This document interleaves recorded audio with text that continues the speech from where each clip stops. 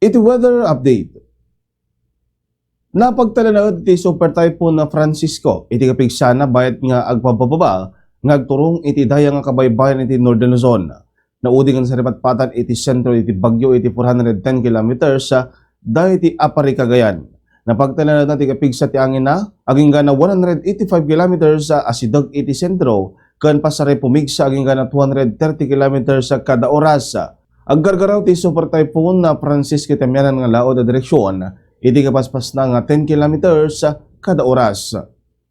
Naibay ti tropical cyclone wind signal number 1 iti Luzon, iti Batanes, iti northern portion iti Cagayan, partikular iti Gonzaga ken iti Santa Ana, pangaramanan iti eastern portion iti Babuyan Islands, partikular iti Babuyan Islands, Didicas Island ken Camiguin Island.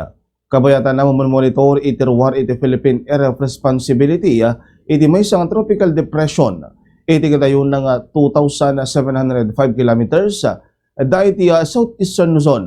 Napagtalanad na iti kapigsa ti angin na nga 55 kilometers kada oras kan pasare pumigsa aging nga na 70 kilometers kada oras.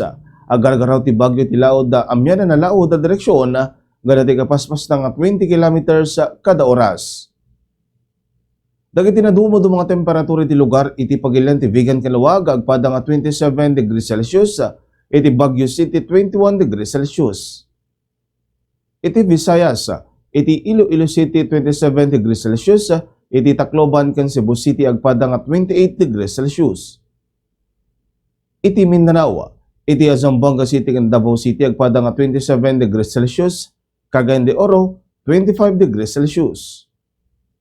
Simising tinit alas 5:28 tibigat ket lumlek inton rabiya alas 6:28.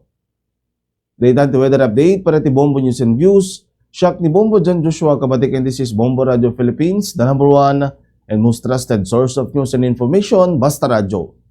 Bombo!